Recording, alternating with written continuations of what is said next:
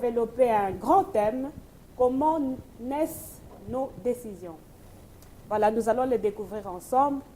Bonjour papa. Bonjour ma soeur Elodie. Pourriez-vous, s'il vous plaît, vous présenter pour que nos bien-aimés puissent vous connaître? Shalom à toi qui es de l'autre côté. Je me présente, Esaïe Boris Otembe, prophète et aussi entrepreneur, ici en Belgique. Et je suis en mission partout dans le corps du Christ, en Belgique, en Allemagne, aux États-Unis et en Afrique. Voilà. Ah, ok. Donc, papa, vous êtes là pour nous parler du thème « Comment naissent nos décisions ?» Oui, tout à fait, ma soeur Elodie. Comment naissent nos décisions? Ouais, ça, vous savez, Dieu a créé l'homme et il lui a donné le libre arbitre. Oui. Et c'est un sujet qui a fait couler beaucoup d'encre parmi les philosophes, les penseurs, mais aussi les hommes de Dieu et ceux qui sont spirituels. Parce que avoir le libre arbitre, c'est une chose. Ça veut dire vous êtes votre propre chef, mais on n'est pas son propre chef sans directive. Dieu nous a donné des directives dans lesquelles nous naviguons pour prendre nos décisions. Alors, comment naissent nos décisions? Eh bien, un des premiers versets que j'aime bien, qui nous prouve comment naissent nos décisions, c'est d'abord par nos sentiments, ce que nous ressentons, ce que notre vie intérieure. Hein? Alors, Job dit ceci dans Job 35:5 ou 3 à 5, il nous dit « C'est que je craignais, c'est que je redoutais, voilà ce qui m'atteint. » Si nous prenons cet exemple de Job, c'était un homme intègre. Et nous savons tous l'histoire que c'est Satan qui est parti auprès de Dieu lui dire « Ben voilà, ton bonhomme là, apparemment, il t'aime, mais c'est par intérêt. » Si tu lui retirais tout ce que tu lui as donné, et tu verras sa vraie nature. Et Job, il n'était pas au courant des choses qui allaient se passer. Mais nous voyons Job dire que voilà, les choses que je craignais. Donc c'est un sentiment. Les choses que je ne voulais pas, c'est ce qui m'atteint. Et Proverbe nous dit aussi, tel un homme pense, tel il est. Donc nos pensées, nos sentiments ont une importance de la façon dont naissent nos décisions. C'est-à-dire, les choses auxquelles nous pensons, les choses que nous ressentons, nous amènent ou attirent des circonstances, et dans ces circonstances, nous devons prendre des décisions. Amen. Je voulais savoir, la réussite ou l'échec dans notre quotidien aussi dépend de la prise de décision. Absolument. Tel un homme pense, tel il est. Si vous passez votre temps à entretenir une pensée de crainte, tel Job, vous finirez par attirer des situations ou des circonstances où les choses ne vous sembleront jamais favorables, où vous allez justement attirer ce que vous appelez l'échec. Vous comprenez?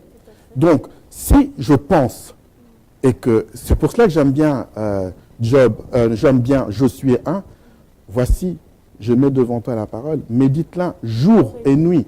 En méditant la parole de Dieu, j'oriente mes pensées, j'oriente mes sentiments vers Dieu.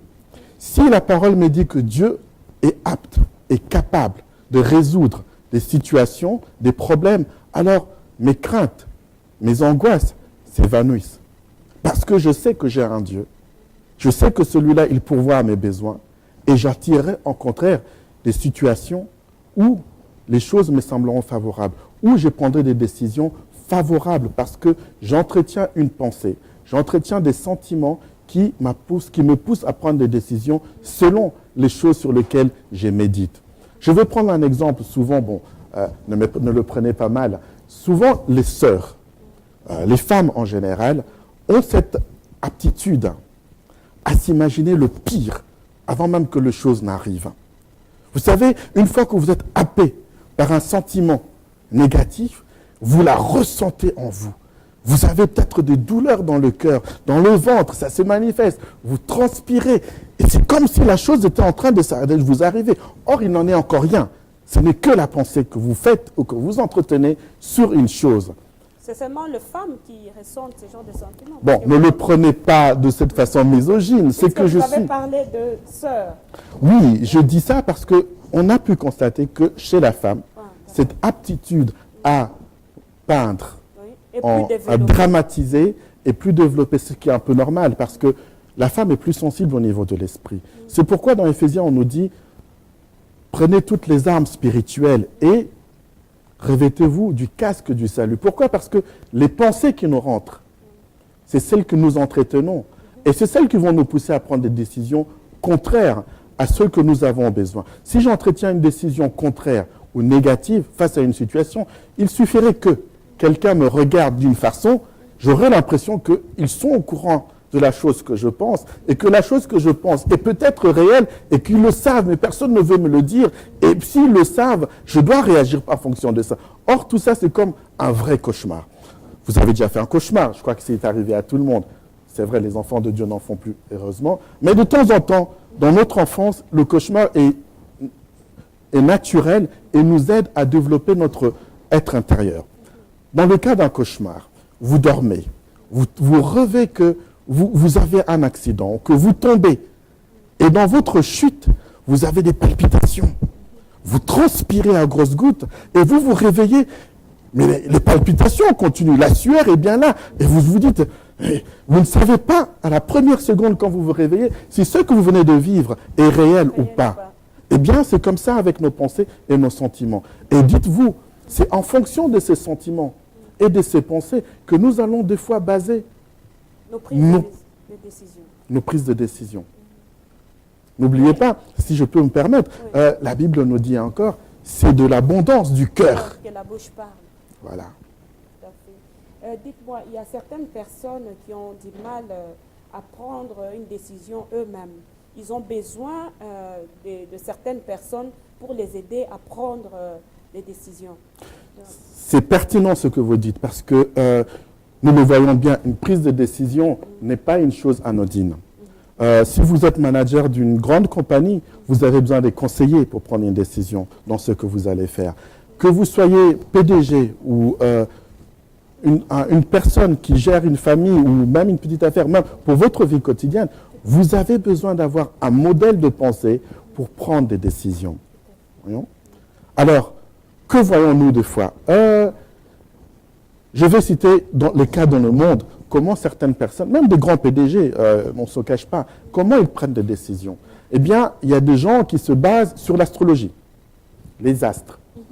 Ça, c'est souvent, on voit souvent ici, c'est très fréquent. Les gens se lèvent le matin et voilà, ils vont consulter les astres. Vous le dites vous-même. Donc, une des premières choses, on peut voir que la prise de décision, soit pour le jour, soit pour l'heure, ou ce que une décision que nous allons prendre, on va se baser sur quelque chose. Voilà. Ça, c'est un modèle. On peut citer aussi la divination. La divination. Voilà. Dans la divination, vous avez plusieurs catégories d'art divinatoire, si on peut parler ainsi. Vous avez chez les Chinois ce qu'on appelle le I Ching. C'est une sorte d'hexagramme que les Chinois placent les uns vers les autres et ils interprètent. En fonction de ce qu'ils interprètent, ils peuvent dire « Ah, cette décision sera favorable ou ne sera pas favorable. » N'est-ce pas? Vous avez, vous avez aussi dans les traditionnels qui vont sacrifier un poulet et ils vont jeter la poule pour voir quel mouvement la bête va faire pour prendre une décision. Vous avez encore dans l'Antiquité chez les Romains. Chez les Romains, on sacrifiait un veau et on regardait l'estomac du veau ou le foie du veau. Je ne connais pas les techniques, mais je sais que en regardant, les prêtres romains étaient capables de dire à César si l'issue de la guerre sera favorable ou pas. Mais contrairement à ce que nous voyons, David, dans des situations de guerre, il se remettait à l'Éternel.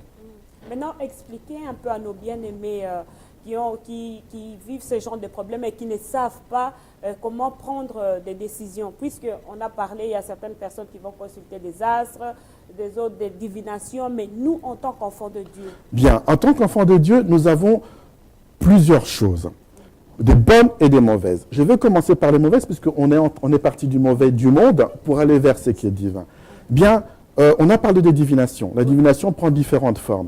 Bien, j'ai souvent vu certains chrétiens, ou me parler même, ou me confesser même, qu'ils utilisent la Bible pour prendre une décision. Chose qui est bonne, utiliser la parole de Dieu. Mais la façon dont ils utilisent les versets, ou la façon dont ils font pour trouver le verset qui va leur donner une confirmation, est exagéré. Que font-ils ou que reprochent à ces gens, que je reproche à ces gens, c'est par exemple une pratique très courante dans une branche du catholicisme. C'est surtout pratiqué dans les couvents où sont les bonnes sœurs et tout ça. Et ceux qui sont souvent en contact avec les bonnes sœurs utilisent la même façon. Alors, ils ont pris tous les versets de la Bible, qu'ils ont découpés en tout petits morceaux, et le tout est mis dans une bourse en cuir, et ils ont la Bible à côté.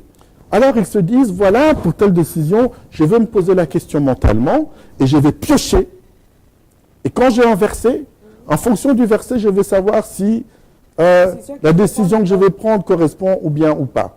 Non. Il y a une deuxième chose aussi que les enfants de Dieu, des fois, font comme erreur, c'est dire, oh Seigneur, je veux faire ceci, je veux faire cela, guide-moi, dis-moi si c'est bien ou pas. Et hop, il ouvre la Bible à une page au hasard. Bien aimé, si tu as l'habitude de faire ces choses, arrête, ce n'est pas de Dieu. Tu es dans la divination. Et Dieu n'aime pas la divination. C'est une abomination devant l'Éternel. Amen. Voilà, maintenant on s'approche dans la bonne catégorie. Eh bien, qu'est-ce que nous avons? Là, déjà, nous avons cité le premier verset qui nous dit quoi? De méditer la parole de Dieu. Si vous prenez pour habitude de méditer la parole de Dieu, elle va habiter en vous. D'accord? Et une autre chose, j'ai relevé 4 choses, vous avez la prière. Très importante. Avant chaque décision, même toute chose que vous faites, faites-le dans la prière, nous dit la Bible. D'accord? Vous avez donc, je disais, donc, la prière, la méditation de la parole de Dieu, la connexion avec le Saint-Esprit de Dieu. Beaucoup, malheureusement, n'ont pas encore établi cette connexion avec le Saint-Esprit de Dieu. Et puis, pourquoi la connexion avec le Saint-Esprit de Dieu? Parce que celui-ci nous parle. On peut entendre sa voix. On peut ressentir des choses dans son cœur et on va réagir. On va se sentir mal devant une situation. Et ne vous est pas déjà arrivé, vous êtes arrivé quelque part, on vous demande de faire une chose et du coup, vous vous sentez très mal à l'aise. Et vous ne savez pas pourquoi. C'est-à-dire que le Saint-Esprit parle en nous. Il agit, il est en nous, donc il peut agir sur nos organes. Il peut nous faire donner des palpitations quand une chose est bonne pour nous et on le sent. Hein? Je prends l'exemple de la présentation de Marie à sa cousine qui était enceinte de son cousin Jean-Baptiste. Elle lui dit, j'ai senti mon fils tressaillir en moi. C'est que quand vous êtes en présence de Dieu, quelque chose se passe en vous. Tel qu'elle avait tressailli en elle. Quand nous prenons une décision pour l'œuvre de Dieu, pour notre établissement, pour notre bien, il y a quelque chose dans notre corps qui peut se passer. Nous pouvons entendre la voix de Dieu nous dire, c'est bien. Ou te convaincre de faire un don, de faire quelque chose pour la décision que tu es en train de faire, ou simplement tu vas te sentir pris d'une lourdeur d'aller visiter une personne, d'aller voir une personne ou d'aller à un endroit. Je ne dis pas que c'est toujours la réponse, mais il faut aussi voir dans quelles circonstances tu te trouves pour ne pas te voir dans un cas de conflit entre le monde du mal et le monde du bien qui veut peut-être t'arrêter pour accomplir un acte de bien pour ta vie dans la journée ou dans les mois à venir. Oui, parce qu'il y a certaines personnes qui veulent aussi faire du business, les enfants de Dieu, mais ils ne savent pas quelle décision prendre. Donc, c'est-à-dire où s'orienter. Donc, parfois, ils s'orientent par rapport au vent. Par exemple, si cette période-là, c'est les Turquie qui marchaient, ils se lancent directement dans le business du Turquie. Si c'est de la Chine, effectivement, ils se lancent. Donc, comment vous pouvez aussi les conseiller? Bien, en tant qu'entrepreneur, je peux aussi vous dire sur quelle base, sur quels critères, moi, je fais un business ou je ne le fais pas. Vous savez, tous les jours, je suis assailli de propositions de business partout dans le monde. Mais pourquoi je choisis tel business et je ne choisis pas tel autre? Je me réfère à Dieu. Est-ce que j'ai une parole dans ma vie pour le corps du Christ ou pour mes bien-aimés, pour ma famille, de la part de Dieu? Qu'est-ce que Dieu t'a dit? D'abord partir de là. Est-ce que Dieu t'a dit, voilà, la Turquie c'est bon pour toi, la Chine c'est bon pour toi? Est-ce que c'est la saison des macayabous pour toi? Ou c'est la saison de riz pour toi? On peut faire beaucoup de choses, mais il y a toujours une ligne dans laquelle Dieu nous appelle à faire des choses. Ma soeur, vous êtes là, par exemple, Dieu vous a appelé, dans votre cas, dans les finances. Voilà. Mais peut-être avant d'arriver à ce point, vous passerez par différentes choses. Vous allez peut-être faire le business de sac, pour commencer. En faisant le business de sac, ça va vous rapporter, vous allez passer dans l'immobilier. En passant dans l'immobilier, vous allez commencer petit à petit dans les finances, jusqu'à ce que vous ayez votre propre banque, quelque chose dans les micro-crédits, où vous soutiendrez d'autres, parce que je vois que vous êtes appelés dans ces choses-là. Voilà. Et vous avez aussi... Pas de prophétie pour moi, en tout cas, je suis bénie. Amen. Et vous avez aussi les prophètes de Dieu. Je ne dis pas que, voilà, cherchez... Allez vers un prophète véritable, quelqu'un que Dieu a appelé, ou que Dieu vous met à cœur, par la prière, d'aller le voir, de prier pour vous. Et la personne recevra de la part de Dieu les paroles prophétiques pour dire à votre vie. Comme nous sommes à l'ère de tout électronique, amenez votre portable, enregistrez. Enregistrez et réécoutez. Une fois que vous avez écouté, commencez à vous demander ce que j'ai entendu. Est-ce que ça correspond à mon rêve intérieur? Est-ce que ce qui m'a été réélevé... je vais prendre un cas extrême. C'est arrivé aussi. Quelqu'un à qui on avait prophétisé qu'il allait devenir pilote. Or, la personne avait peur des avions. Il a fini par devenir pilote, mais il vivait dans les angoisses. Jusqu'à ce que quelqu'un d'autre lui dise non. Ce que vous faites, vous êtes passé par là, mais ce n'était pas votre voie. Mais vous êtes plutôt appelé à gérer des compagnies aériennes. Et la personne se sentait beaucoup plus à l'aise en gérant les compagnies aériennes qu'en volant en tant que pilote. C'est pour ça que je dis que la présence d'un prophète véritable est nécessaire pour te révéler comment prendre ta décision. Donc, c'est-à-dire, quelque part, pour prendre une décision, il faut avoir aussi un rêve. Le rêve est en chacun de nous. L'homme est un être spirituel. Vous rêvez des choses que vous allez faire. Souvenez-vous, quand vous étiez enfant, le nombre de fois où vous êtes allé spontanément vers vos parents en disant « Papa, maman, quand je serai grande, je ferai ceci. » Vous savez, souvent, on n'est jamais loin de la vérité.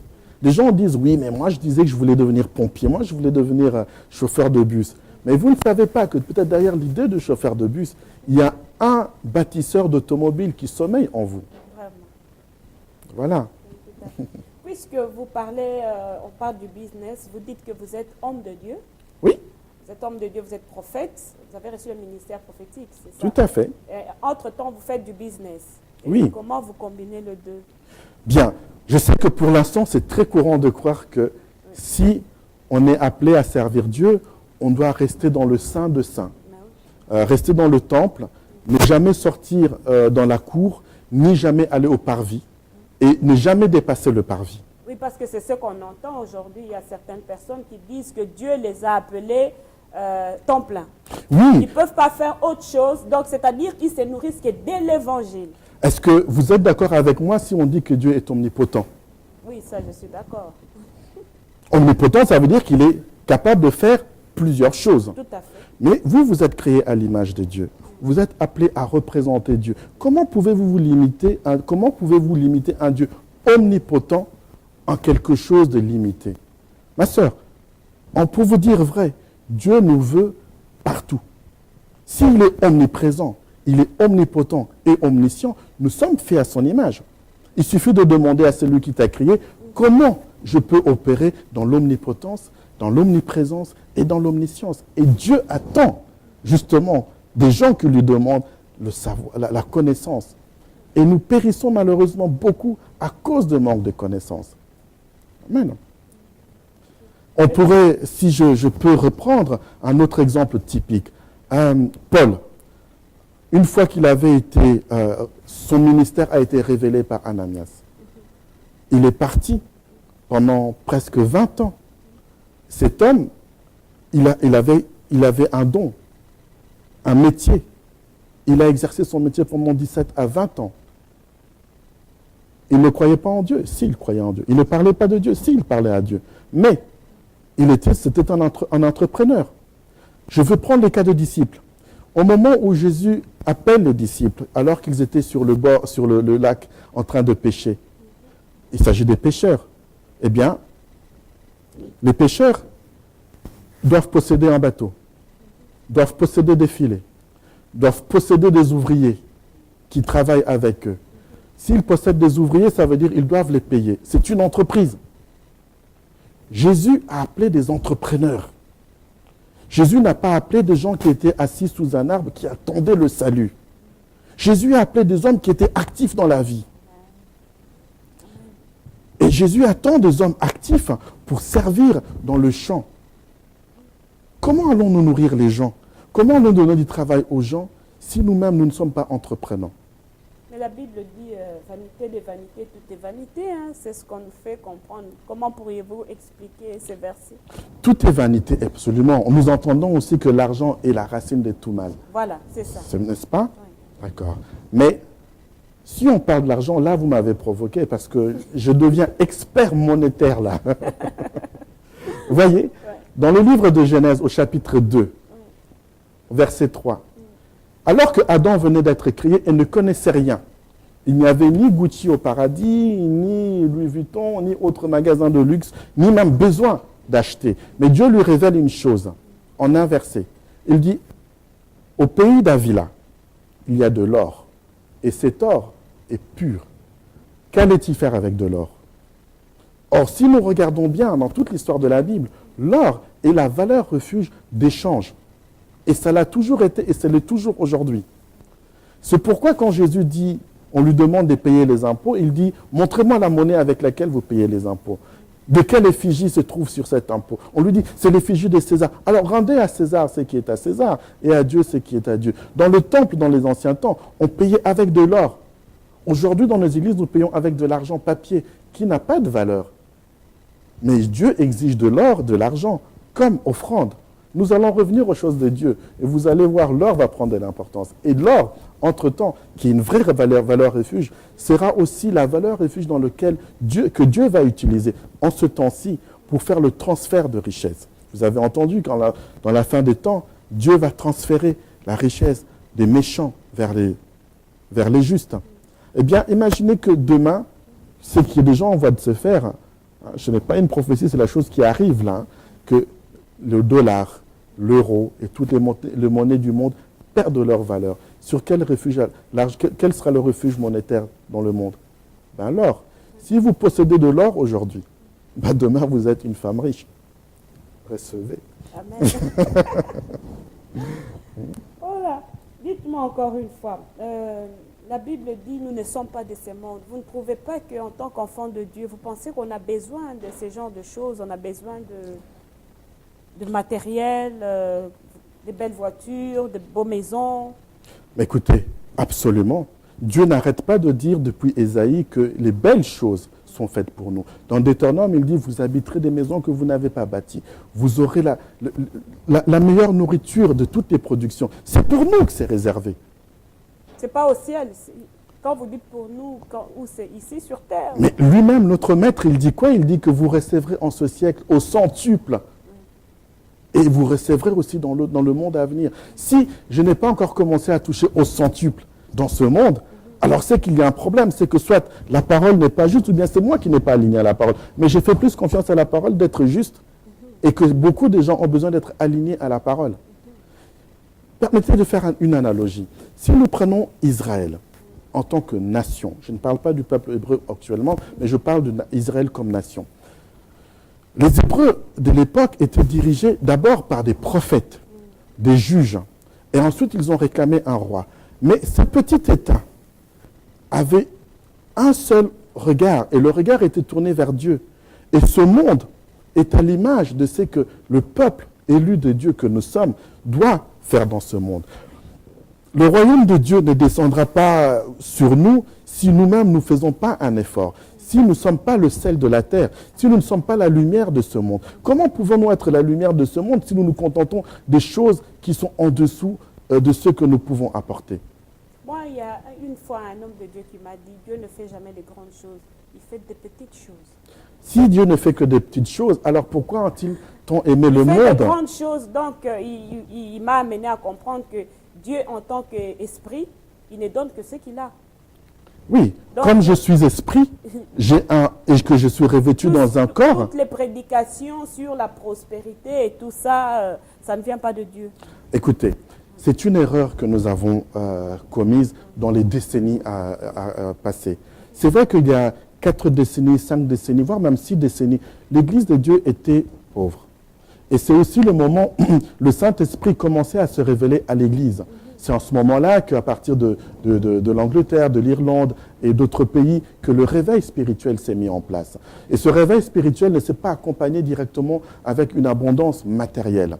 C'est maintenant, après 6 décennies, ou voire même plus, que nous commençons simplement à comprendre ce que Dieu a fait dans Exode 11, en disant à Moïse, dis au peuple que chaque homme demande à son voisin, que chaque femme demande à sa voisine de l'or et de l'argent.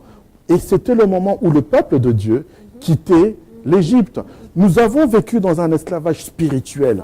Au moment où nous quittons l'esclavage spirituel, nous devons amasser de l'or et de l'argent pour amener dans ce monde dans lequel nous allons vivre, qui est le nôtre. Voilà.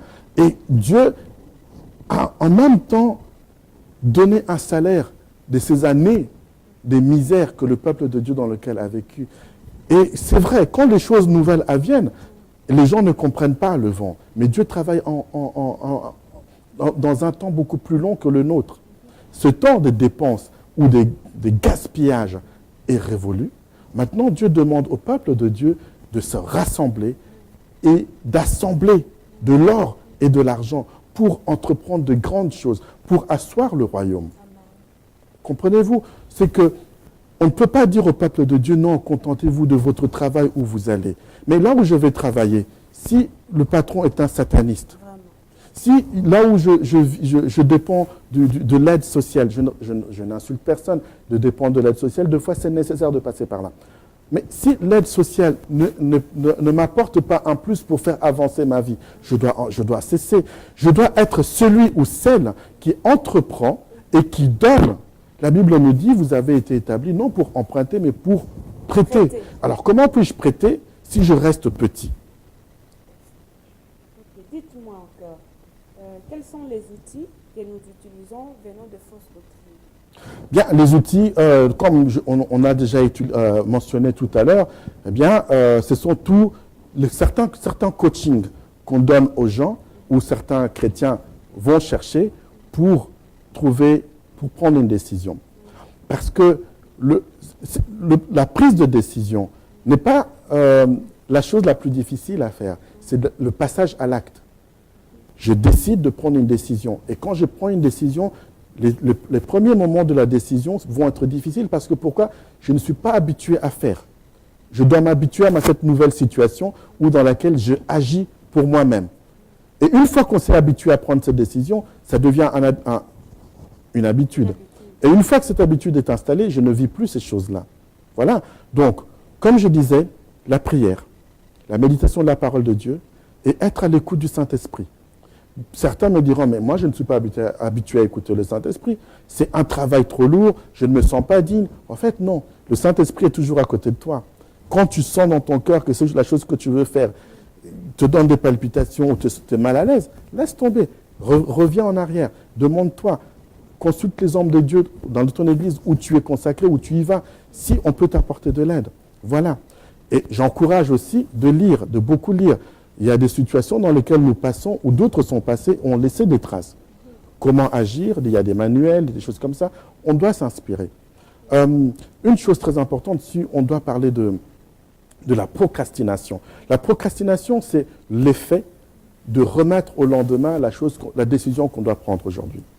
Vous savez très bien, Jésus dit que je vous vomirai si vous n'êtes ni chaud ni froid. Hein? Ceux qui sont juste au milieu, qui attendent le mouvement, ce n'est pas bon. Et quand vous êtes dans une situation de procrastination, que vous ne prenez jamais de décision, vous allez accumuler des choses sur vous. Je vais vous donner un exemple. Celui qui vit dans la procrastination a souvent des problèmes pour payer son loyer. Si tu es dans le cas, réponds-toi. Celui qui est dans la procrastination a souvent des problèmes pour payer ses dettes, de tenir sa parole vis-à-vis des autres. Celui qui est dans la procrastination a du mal à méditer la parole de Dieu.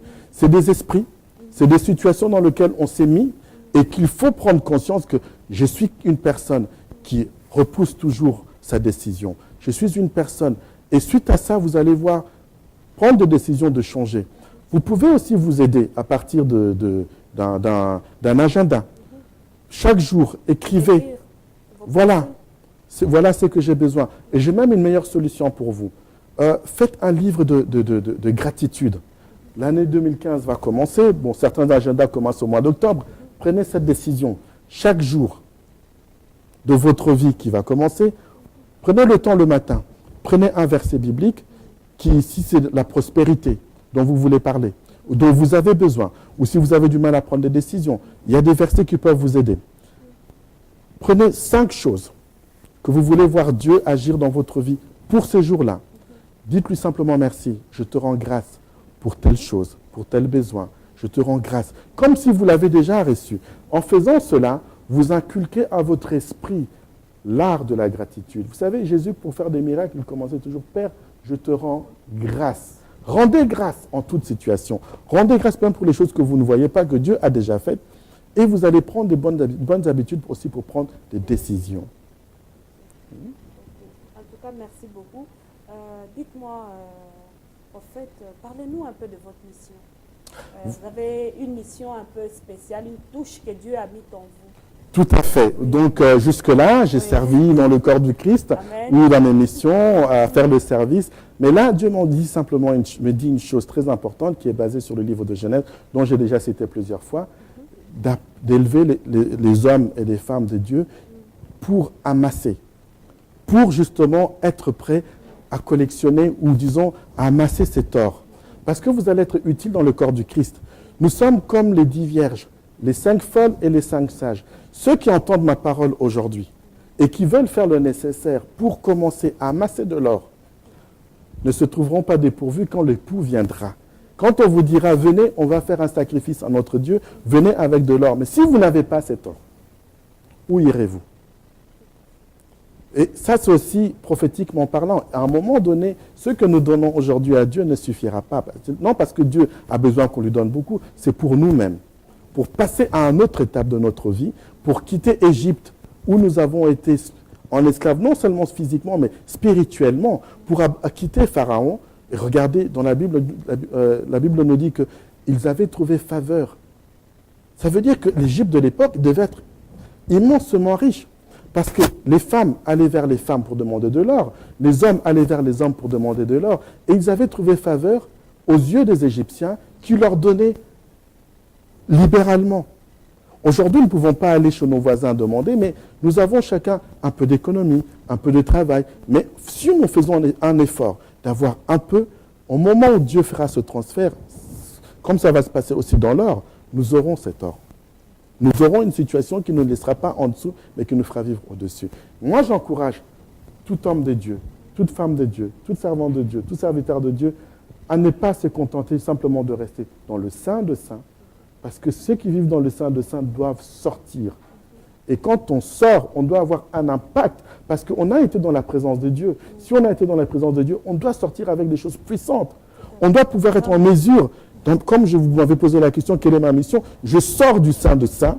Je sors maintenant du sein de saint pour dire, voilà la mission, voilà la direction à prendre. Maintenant, c'est l'heure d'amasser. Maintenant, c'est l'heure de se préparer. Voilà pourquoi je suis appelé, pourquoi je me viens devant cette télévision vous parler dans cette interview, parce qu'il y a une chose importante. Nous sommes vraiment à la limite d'une très grande, d'un grand transfert de richesse. Et préparez-vous. Amasser de l'or. Dites-moi un peu, par rapport à ça, est-ce que le fait que vous faites du business, est-ce que ça vous permet de bien faire votre ministère prophétique? Mais écoutez, comme je viens de dire... Ça vous permet de bien exercer, si je peux bien dire le terme. Mais absolument. Pourquoi? Parce que une fois que j'ai été dans le sein de saint, je peux sortir avec le message. Parce que ce que je reçois dans le sein de saint ne peut ne pas être clair pour moi au moment où je le reçois. Mais dès que je sors et que je suis en contact avec le peuple de Dieu, je deviens un élément catalysateur. C'est-à-dire quoi, catalysateur, donc je suis celui qui révèle aux autres ce que Dieu a mis en eux, ce que Dieu veut faire pour eux. Et eux deviennent comme un moteur d'une machine. Ils commencent à tourner et quand ils tournent, ils ont un impact dans leur environnement. Nous ne devons plus vivre dans la peur des démons, plus dans la peur des esprits. Nous devons maintenant entrer dans l'âge où on impacte le monde et le monde recule parce qu'ils sentent non, ces gens viennent avec une puissance. ils contrôlaient la porte des finances. Maintenant, ils ont reconquis la porte des finances et c'est nous qui dépendons d'eux. Mais je veux que ça vienne ce jour où les gens du monde, parce que ce monde est en train de venir, les gens du monde disent « Ah, je préfère aller travailler chez ma sœur Evodie parce que un traitement, je recevrai un traitement correct. » Je préfère aller travailler là-bas parce que l'atmosphère spirituelle qui règne là-bas me permet d'évoluer et de sentir la présence de Dieu. Aujourd'hui, dans les entreprises, quel que soit où vous travaillez, vous êtes oppressés. Vraiment. Quel que soit le travail, Ou quel que soit ce que vous pouvez donner, on vous donne toujours l'impression que vous ne donnez jamais assez. Oh là là. Ça, Il faut changer les tendances. Il faut que nous, les enfants de Dieu, nous revenons aux affaires. Parce que ce monde, c'est notre business. Amen. Donc, papa dit, ce monde, c'est notre business. Très important à savoir, papa. Ah oui, Et dites-nous, en tout cas, un mot de conclusion. Qu'est-ce que vous pouvez dire à nos bien-aimés pour conclure? Bah, écoutez, l'heure est passée si vite. C'était vraiment agréable d'être dans votre présence. Et nous concluons en disant, soyons attentifs, enfants de Dieu. Nous sommes vraiment, vraiment au temps de la fin. Toute crise produit des opportunités. Le monde est en crise, mais c'est la crise du monde. Nous sommes en Dieu, nous avons des opportunités. Avec ce que Dieu nous a mis en nous comme investissement, nous avons la possibilité nous avons le Saint-Esprit. Celui qui a le Saint-Esprit peut être omniscient. Celui qui a le Saint-Esprit peut être omnipotent. Celui qui a le Saint-Esprit peut entreprendre, peut faire des choses, peut impacter. Il faut sortir de nos recoins et de nos soucis habituels du jour au jour. Soyons créatifs. Nous sommes appelés à des grandes choses. Nous sommes les rois et des grands prêtres de ce monde. Et un roi doit avoir une gestion. Un roi doit posséder des choses. Un roi ne peut pas seulement posséder dans le ciel. Lui-même qui est le grand monarque dans le ciel, il possède la terre. Nous disons bien que le ciel, la terre, c'est son marchepied. Donc, si c'est son marchepied, donc il met bien le pied quelque part. Alors, nous qui sommes dedans, nous devons impacter. Amen. En tout cas, un très, très grand merci. Je vous remercie vraiment d'être venu. J'ai été très bénie. Merci à vous. Je pense que nous sommes arrivés à la fin. Je pense que prochainement, vous serez encore là pour développer encore d'autres thèmes avec nous. Oui, là, nous avons touché une partie de la prise de décision. Mais vous savez que quand vous apprenez à prendre des décisions, vous devez grandir. Et quand vous grandissez, vous avez un impact sur les autres. Comment est-ce que j'ai réagi par rapport aux autres? Et si je parle des autres, dans quel milieu je suis? Dans mon milieu de famille, comment j'ai réagi? Dans mon milieu ecclésiastique, dans l'église, comment j'ai réagi? Tout à chacun est appelé à développer sa prise de décision et à savoir comment il prend cette décision, dans quelles circonstances. En tout cas, voilà le message que nous pouvons développer lors de nos prochaines réunions. En tout cas, un grand merci, que Dieu vous bénisse. En tout cas, bien-aimés, j'espère que vous aussi, chez vous, vous avez été richement bénis par notre prophète. Et je vous retrouve encore le mercredi prochain avec encore d'autres thèmes. Soyez bénis chez vous et que le Seigneur, soyez bénis et que le Seigneur bénisse vos entreprises pour tous ceux-là qui ont déjà commencé aussi un départ de business. Que Dieu vraiment vous bénisse. Allez, au revoir. Merci, prophète. Soyez bénis, ma sœur. Merci à vous. Alléluia.